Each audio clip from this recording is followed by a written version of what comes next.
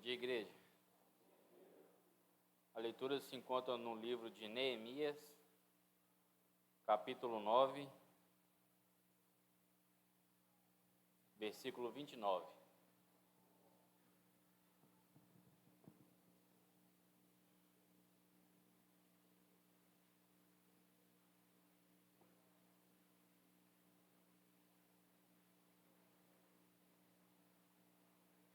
Neemias, capítulo 9, versículo 29, fala assim: Tu os advertistes que voltassem à tua lei, mas eles se tornaram arrogantes e desobedeceram aos teus mandamentos.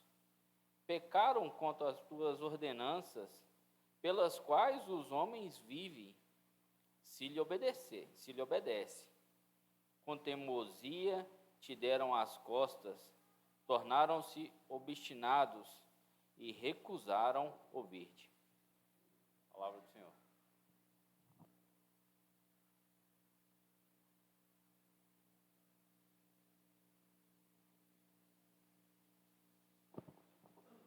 Bom dia, que o Senhor te abençoe, que o Senhor possa fazer brilhar o seu rosto sobre você e que o Senhor te dê a paz que nós tanto precisamos para viver.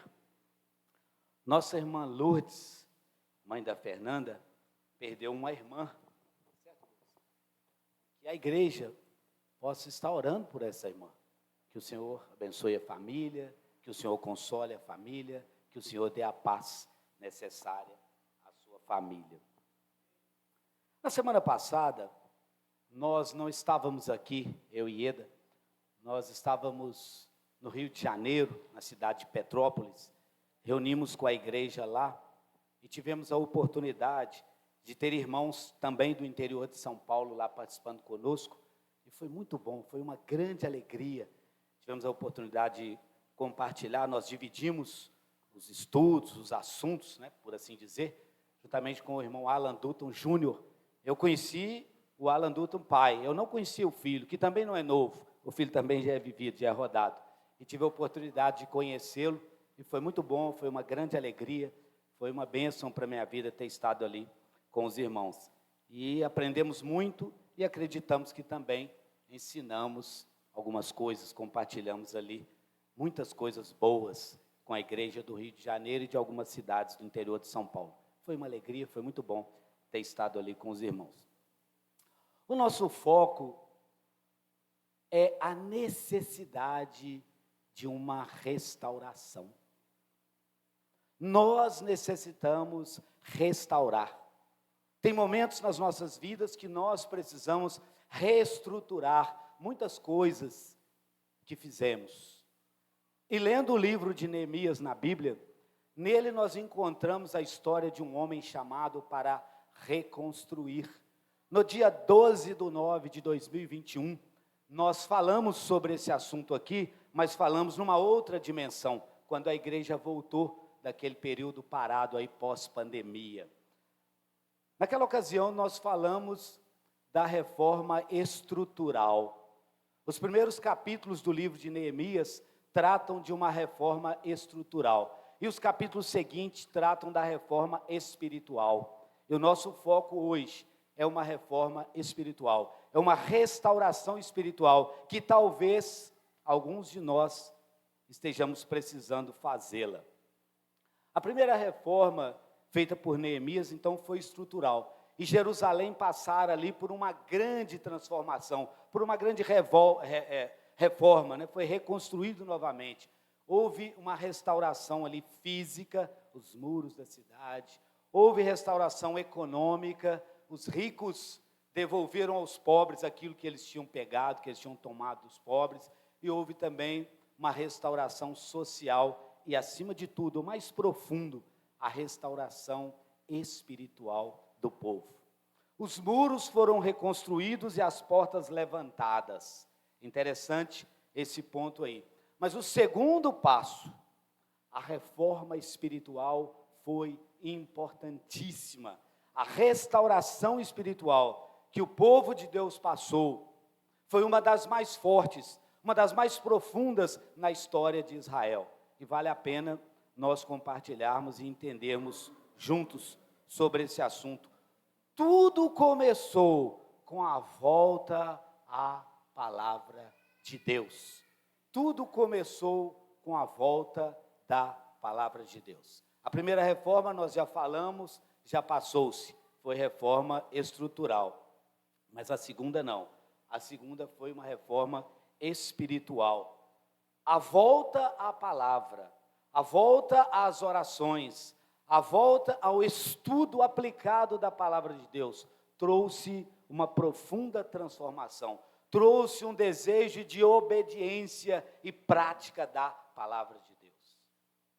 Pecados confessados, vidas transformadas, e Deus, por intermédio do seu servo Neemias, restaura ali o seu povo, que havia perdido a cidade, perdido os costumes, perdido os valores, perdido o apego espiritual, perdido realmente o contato com Deus.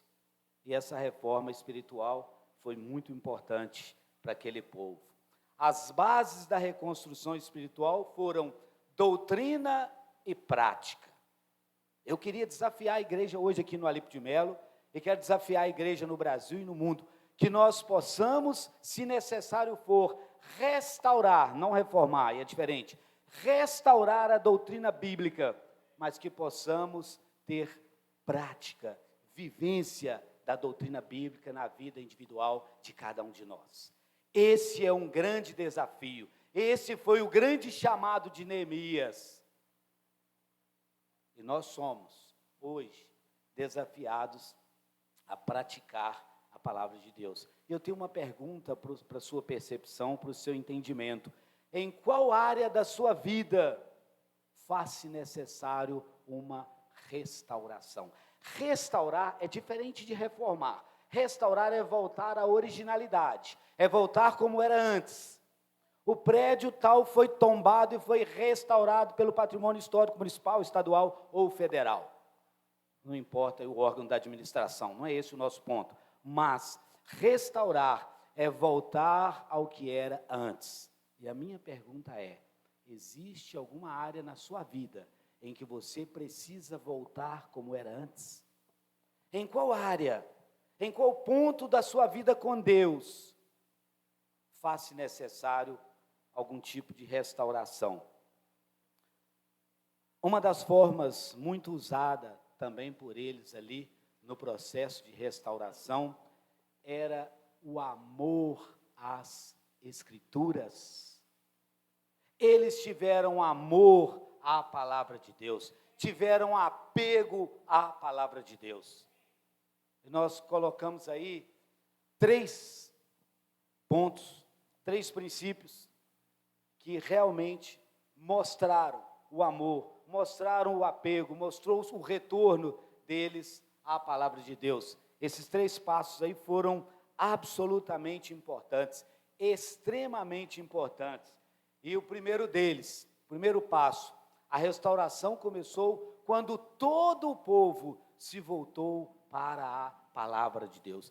A igreja de Deus em Belo Horizonte, a igreja de Deus no Brasil, a igreja de Deus no mundo, precisa voltar para a palavra de Deus. Doutrina e prática, conhecimento teológico e vivência. Conhecimento teológico desassociado da vivência não tem valor nenhum. Conhecer a Bíblia e não aplicá-la na vida, e não praticá-la, não tem valor nenhum. Então, o primeiro passo, absolutamente importante, foi quando o povo voltou para a palavra de Deus. E essa volta é uma volta prática, é uma volta não apenas teórica, e somos desafiados aí no século 21 a fazer a mesma coisa. Neemias capítulo 8, versículo 1, diz assim a palavra de Deus: todo o povo juntou-se como se fosse um só homem na praça. Que unidade, que visão de retorno, que desejo de retornar à palavra de Deus. E aí, em frente da porta das águas, foi onde eles voltaram. pediram ao escriba Esdras que trouxesse o livro da lei de Moisés que o Senhor dera a Israel. O primeiro passo foi pedir a palavra e a volta à palavra. Irmãos, que a igreja aqui no Alipe de Melo possa nos desafiar, possa nos pedir, possa rogar de nós, que a gente possa voltar à palavra, que nós possamos levar a palavra a todos os irmãos, que nós sejamos conhecedores e aplicantes da palavra de Deus na nossa vida.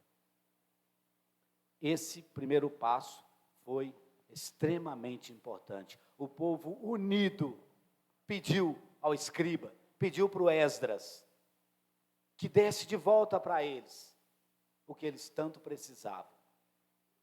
A lei, o livro da lei que Moisés havia, de Deus, claro, a lei de Deus que Moisés havia dado ao povo. O segundo passo rumo à restauração. A palavra de Deus estabeleceu a base e os limites da restauração. Preste atenção nisso. É a palavra de Deus que estabelece os nossos limites, até onde podemos ir e onde devemos ir. E foi baseado nos limites da palavra de Deus que eles deram o segundo passo rumo à restauração. A palavra de Deus estabelece a base. É através da Bíblia que você tem um norte para agradar a Deus. É na palavra de Deus que você encontra o que Ele espera de você. É a palavra de Deus que opera transformação. Deus usa a sua palavra para transformar-nos. Deus usa a sua palavra para modificar-nos. E Deus usa a sua palavra para nos tornar semelhantes ao seu Filho Jesus. Então a palavra de Deus é que estabelece os limites da restauração. Neemias capítulo 10, versículo 29, agora se unem aos seus irmãos, os nobres, e se obrigam sob maldição e sob juramento a seguir a lei de Deus dada por intermédio do seu servo Moisés, e a obedecer fielmente a todos os mandamentos, todas as ordenanças e decretos do Senhor, o Senhor nosso Deus. Todos, os nobres, e estou acrescentando, e os plebeus, os ricos e os pobres, os líderes e os liderados, todos, unânimes, voltaram à palavra. Todos consideraram a palavra como a sua referência, como a sua bússola, que os conduziria de volta a Deus. E na nossa restauração, no século 21, a palavra de Deus precisa ser o nosso norte. Não a doutrina da igreja, porque a doutrina da igreja é a Bíblia. Não os costumes da igreja, não a liturgia da igreja, mas a palavra de Deus. Que sejamos apegados à palavra de Deus. O terceiro passo, rumo à restauração. A restauração começou quando o povo saiu do sentimento para a ação. Se você quer restaurar alguma área na sua vida, você e eu, nós precisamos sair do sentimento. Nós precisamos parar de desejar restaurar, de desejar mudar, mas precisamos agir, precisamos dar o primeiro passo. Que seja eu, que seja você, o primeiro a dar um passo. Não espere pelo outro, não exija do outro, seja você o primeiro a dar um passo.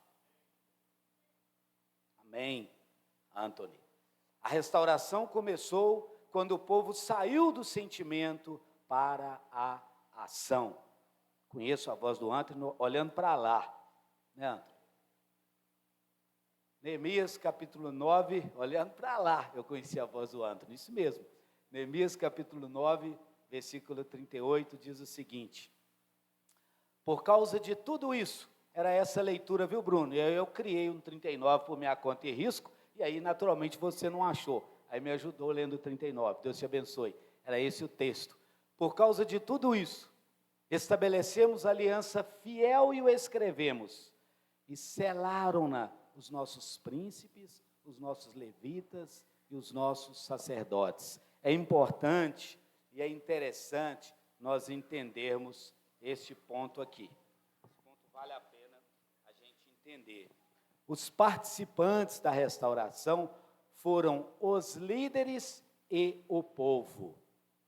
Não foram só os líderes, mas os líderes e o povo. A igreja de Deus, o glorioso corpo de Jesus, o povo de Deus, juntamente com os seus líderes, com os seus servos líderes, com os seus guias, são desafiados a restaurar aquelas coisas que nós perdemos ao longo dos anos, e sempre nós perdemos. Os participantes da restauração, a restauração espiritual alcançou não apenas os líderes, mas foi a partir deles para o povo. Então, o exemplo começa por aqueles que guiam. Que a restauração, não estou falando de renovação, não estou falando de mudança doutrinária, não é isso que eu estou dizendo, entenda-me bem. Mas a restauração na igreja de Deus, em Alípio de Melo, sendo específico para nós, precisa partir dos seus guias, precisa partir de nós, e nós juntamente com toda a igreja. Porque a restauração partiu dos líderes, dos guias e o povo. Não foi de um ou de outro. Nós todos somos desafiados a restaurar em nossas vidas aquilo que nós perdemos. Então foram os líderes e o povo os responsáveis pela restauração. A restauração espiritual alcançou não apenas os líderes, mas foi a partir deles para todo o povo. O texto aí me chama a atenção e eu gostaria de lê-lo e queria que você pudesse acompanhá-lo. O resto do povo, os sacerdotes, os levitas, os porteiros, os cantores, os servidores do templo e todos os que tinham separados dos povos de outras terras para a lei de Deus, suas mulheres, seus filhos, suas filhas, todos os que tinham saber e entendimento, firmemente aderiram a seus irmãos. Seus nobres convieram numa imprecação e num juramento de que andariam na lei de Deus, que foi dada por intermédio de Moisés, servo de Deus, que guardariam e cumpririam todos os mandamentos do Senhor nosso Deus, e os seus juízos e os seus estatutos. Interessante o texto. O texto vai a minúcias, vai a detalhes. Sacerdotes, cantores, estrangeiros que foram tragos por eles, no meio deles, todo o povo se empenhou nessa restauração espiritual. Haviam empenhado também na restauração física, haviam trabalhado muito, falamos disso lá em Petrópolis na semana passada, como já falamos aqui em 2021, mas também voltaram-se para a lei de Deus dada por intermédio do seu servo Moisés. Voltaram-se para a obediência e a prática da palavra de Deus. Desafio para a igreja no Alípio de Melo. Desafio para os guias no Alípio de Melo. Que sejamos praticantes da palavra de Deus. Que possamos ensinar aquilo que vivemos. Que não possamos cair na hipocrisia de ensinar aquilo que não fazemos. No mínimo, devemos esforçar, devemos ter como um alvo praticar aquilo que ensinamos. Isso é o mínimo que Deus espera de nós como guias. Isso é o mínimo que Deus espera de você também como povo de Deus. Que você tenha no mínimo um alvo de pôr em prática tudo aquilo que você ensina no seu dia a dia, tudo aquilo que nós ensinamos uns aos outros. Os líderes e o povo assumiram 7 compromissos com Deus. E nós vamos fechar com esses 7 compromissos, porque hoje combinamos de ser um pouco mais céleres, um pouco mais rápido, porque nós vamos ter depois aí, os irmãos vão falar sobre o trabalho específico aí das famílias, então nós vamos dar um tempo para os irmãos também falarem. Ponto 1, dos 7 compromissos que os líderes e o povo assumiu, a consagração total a Deus. Deus deseja que homens e mulheres que o servem sejam completamente consagrados, separados para Ele. É o chamado de Deus para você, no Alípio de Melo, aí no século 21. Deus está chamando você para que você possa consagrar totalmente a sua vida, a sua causa, o seu trabalho, os seus negócios. Deus está nos chamando a uma consagração total. O resto do povo, os sacerdotes, os levitas, os porteiros, os cantores, os servidores do templo e todos que tinham separado dos povos de outras terras para a lei de Deus, as suas mulheres, os seus filhos, as suas filhas, todos os que tinham sabedoria, todos que sabiam e todos que tinham entendimento. Nós todos adultos aqui temos entendimento. Nós todos somos capazes de compreender, ter uma faculdade mental capaz de compreender que Deus quer a nossa consagração a Ele. Que todos nós possamos seguir dentro desses 7 passos da restauração do povo de Deus que Neemias fez, que Neemias foi grandemente usado por Deus. Que todos nós possamos nos consagrar a Deus. Segundo passo, observância da palavra de Deus. Que você e eu, que nós possamos observar o que a Bíblia ensina. Vamos aplicar. Deixe-me dar um exemplo que tem acontecido na igreja, nada agradável, mas que temos que ser sinceros. Nós somos uma família. A Bíblia nos ensina que se alguém anda entre vós, como ladrão, como malfeitor, como roubador, ou como aquele que se intromete em negócio de outrem, se essa pessoa for disciplinada pela igreja, se essa pessoa for excluída da comunhão da igreja, os irmãos não devem nem comer com tal pessoa. E infelizmente, a igreja em Alípio de Melo, alguns irmãos, não têm observado esse princípio da palavra de Deus. Alguns irmãos têm tido comunhão e têm recebido irmãos que foram disciplinados, que foram tirados da comunhão. Nós precisamos arrepender nisso. E nós precisamos observar a palavra de Deus. Precisamos observar a palavra de Deus. Lancei um ponto de dúvida. Lancei um sentimento de eu não sou. Mas quem o é, diante de Deus, sabe. Firmemente aderiram a seus irmãos, seus nobres, convieram numa imprecação e num juramento de que adeririam à lei de Deus. Estou lendo de longe, estou sem óculos, a letra ficou pequena para mim. Mas um compromisso solene de acatarem a palavra de Deus. Esse é o resumo do versículo. Que possamos assumir um compromisso solene de observar o que Deus nos ensina na sua santa palavra. Terceiro, que na igreja no século 21 também é muito comum acontecer. A proibição de casamento misto. Na restauração também foi ensinado que não deveriam fazer casamento misto, porque o casamento nós sabemos bem que é uma união total de ideia, uma união total de valores, uma união total de todos os princípios, e isso traz influência sobre aquela parte que teme a Deus. E passou pela restauração a proibição de casamento misto. Nós não vamos proibi-lo hoje, mas aconselhamos, incentivamos que irmãos se casem entre irmãos. Para não haver, não é o ponto, não vamos nem ter tempo para isso, mas para que não haja julgo desigual. O cabrito e o boi caminhando junto, a marcha não vai ser a mesma.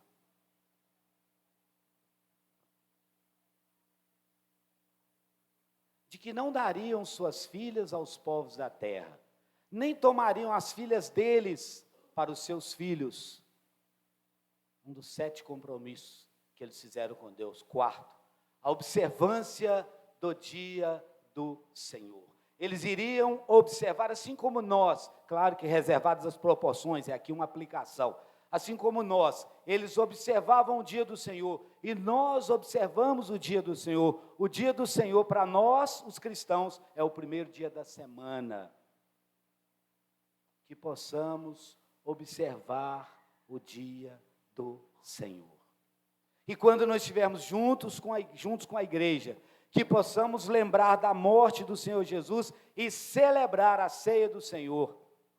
Ainda que em família biológica que eu estou falando, não a família espiritual, se você não estiver junto. Mas que possamos observar o dia do Senhor. De que trazendo os povos da terra, no dia de sábado, qualquer mercadoria e qualquer cereal para venderem, nada comprariam deles no sábado, nem no dia santificado. Aí nós estamos tomando como um princípio, porque não guardamos a lei do sábado. Mas como um princípio, como uma aplicação para as nossas vidas, nós precisamos guardar o dia do Senhor, valorizar e celebrar o dia do Senhor. Está em Neemias capítulo 10, versículo 31. Quinto passo, a observância do ano sabático. E de que no 7º ano, abririam mão da colheita e de toda e qualquer cobrança. O Velho Testamento nos ensina bem esse princípio. Eles observavam o ano sabático, até deixavam de plantar uma parte dos seus terrenos, para que aquele campo descansasse e depois produzisse um fruto melhor. Se você for fazer uma análise mais acurada do Velho Testamento, você vai entender isso melhor. Nosso tempo não permite descer as minúcias. 6º ponto, a observância das ofertas para a manutenção do culto. O texto é longo. Talvez, dada a distância e a falta do óculos, que ficou lá no carro, eu não o lerei da maneira exatamente como eu queria ler. Mas também sobre nós pusemos preceitos, impondo-nos cada ano a ter essa parte de um ciclo para o serviço da casa do nosso Deus, e para os pães da propiciação, e para a contínua oferta de manjares, e para contínuos holocaustos dos sábados e das festas das luas novas. Enfim, eles planejaram, eles decidiram continuar a observar as ofertas para o serviço na casa de Deus. E alguns minutos atrás, o Leonardo Olavo, nós brincamos e chamamos respeitosamente de Leozão, o Léo, nos ensinou bem sobre isso. Que a nossa oferta seja aquilo que nós planejamos, aquilo que nós preparamos. E ele usou de uma forma tão feliz o texto da viúva pobre, onde o Senhor ali não exalta o pouco, porque ela não deu pouco. Monetariamente pode até parecer que fosse pouco, mas a exaltação ali não é por ela ter dado pouco. Pelo contrário, ela deu tudo. Mas o foco está no planejamento. O foco está no querer fazer.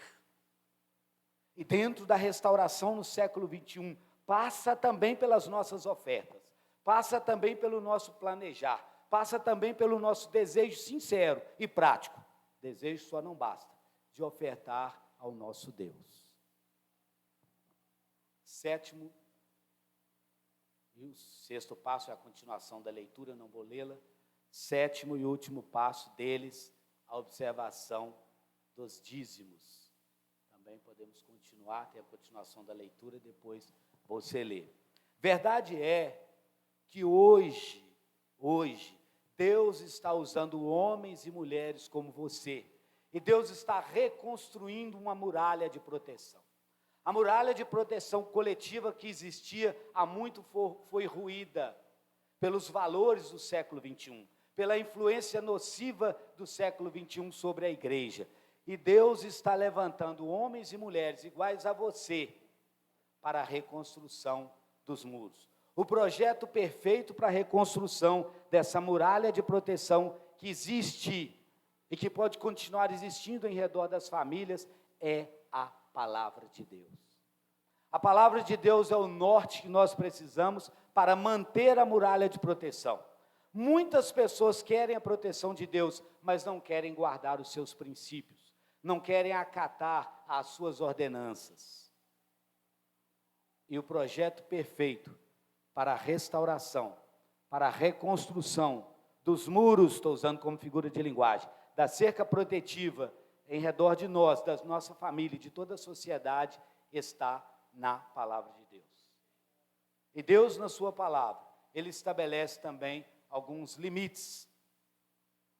Muitas pessoas desejam, querem a proteção, desejam reconstruir as suas vidas, mas desprezam os limites impostos por Deus através da sua palavra. Se esse é o seu caso, você precisa restaurar nesse particular. Nós queremos muito a proteção de Deus, nós queremos muito a graça de Deus, mas às vezes deixamos de obedecer os seus ensinamentos. Quando você faz o que quer através da ignorância ou desobediência, recusando os limites de Deus, os limites impostos por Ele e pela palavra dEle, consequentemente, você perde a cerca de proteção. Quando nós saímos da esfera de proteção de Deus, ainda que por ignorância ou voluntariamente, nós perdemos a proteção do Pai. Que possamos restaurar essa cerca através da nossa obediência à palavra. É hora de reconstruir. Não temais. Lembrai-vos do Senhor, é o texto bíblico, grande e temível, e pelejai pelos vossos irmãos, pelos vossos filhos, pelas vossas filhas, pela vossa mulher e pela vossa casa. Não tema as influências nocivas do mundo atual. Não tema. Pelejai, luta, restaura, reestrutura, volte à palavra, volte à prática da palavra. Não tema, às vezes, até ser desafeto de irmãos. Se necessário for, Deus não nos chamou para ser desafeto de ninguém, mas às vezes a pessoa torna-se nosso desafeto por causa da obediência à palavra. Que aceitemos isso, mas que sejamos obedientes à palavra de Deus. Ouça com atenção. Talvez nunca desde então, tal chamado para a restauração seja tão necessário como hoje. Hoje é o dia da restauração. Começa hoje. Decida hoje voltar a praticar a palavra de Deus na sua vida. Que o Senhor te abençoe, que o Senhor te guarde, que o Senhor te ajude a desejar e que o Senhor te ajude a praticar a tão necessária e tão importante restauração espiritual na sua vida. Estou dizendo restauração porque sei que é algo que você tem e que talvez está perdendo o brilho, como na minha própria vida. Às vezes, determinados princípios e valores do Pai perdem o brilho e faz-se necessário a restauração. Que o Senhor seja com você, os irmãos do Ministério de Casal têm aí alguns minutos para poder falar com a igreja. Fiquem à vontade. Alexandre.